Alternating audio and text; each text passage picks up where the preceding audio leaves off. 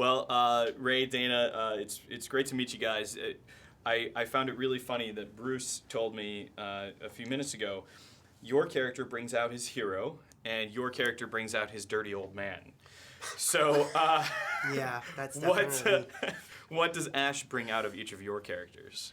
For me, he definitely brings out a sense of self value. You know, Pablo doesn't realize how strong he is. He teaches me to be a better man by just believing in myself. Through idolizing Ash's character, I realize that I can be the man that I want to be, which is just a confident, strong guy.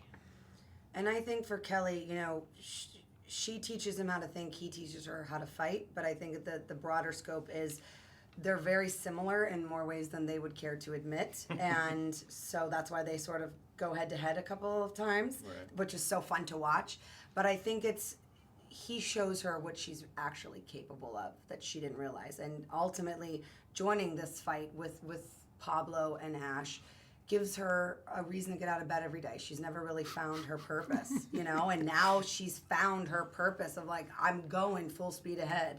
And I think that's really important when you finally find something that drives you. Right. And I think Pablo and Ash do that for Kelly. And Jill actually also said that Kelly and that you are like an ass-kicking woman in training.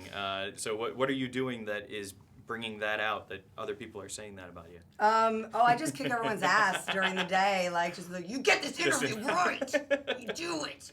I just knocked him out a few times, and then he was good. No, everybody else before you got beat up. Yeah, okay. It's all right. Yeah, you just tread lightly, my friend. Kelly is definitely a badass in the making, and I'm just really fortunate because the women on this show. There's more women than men, which is exciting, and they're just such fierce, kick-ass women. I mean, Jill Marie Jones owns it on camera. She tears it up, and Lucy Lawless, forget about it. I mean, she just stand there and she's kicking ass somehow, just like by being there.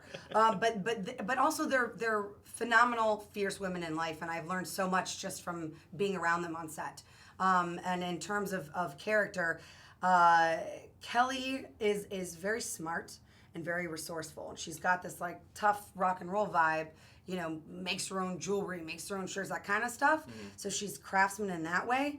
But where it serves her in this journey is she can turn anything into a weapon. You know what I'm saying? Like she will take your tie clip and jam your eye out and then shove it somewhere else where you don't want it to be shoved. So you should do that. Should do that. Cover it up.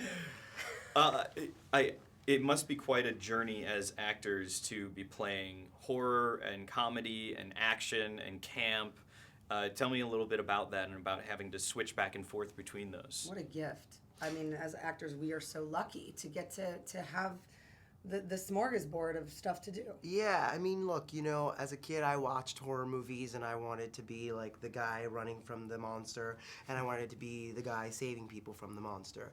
So the gore I kind of got, and I love comedy, and so here we have this old school comedic horror show, and you just kind of get to do whatever you want.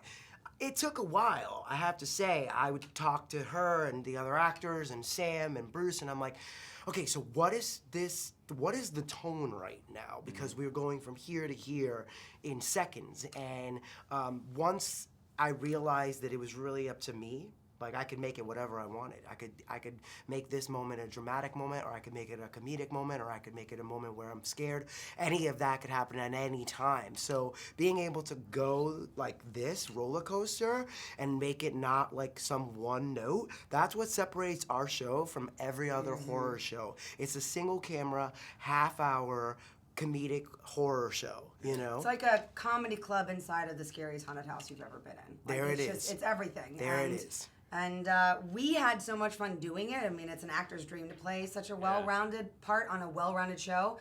But I have a feeling because we had such a good time doing it, and because Sam and Bruce and Rob and Craig and the writers are so passionate about this story, when you have fun and you have passion, people are going to enjoy it. Yeah. It's entertaining, and we're just really excited for it to be seen because we put a lot of love and a lot of blood, into it. We did, you know, and so being at Comic-Con this weekend and feeling the energy of 2,500 fans who felt like they were not disappointed and that the hype did not, we definitely Delivered, you know, but we were standing in the aisle sort of just watching because we wanted to see their reaction. Well, no, we were in the dressing room, like we had just gotten there, and like this is not like right backstage. This is cinder block building where you can't hear that much.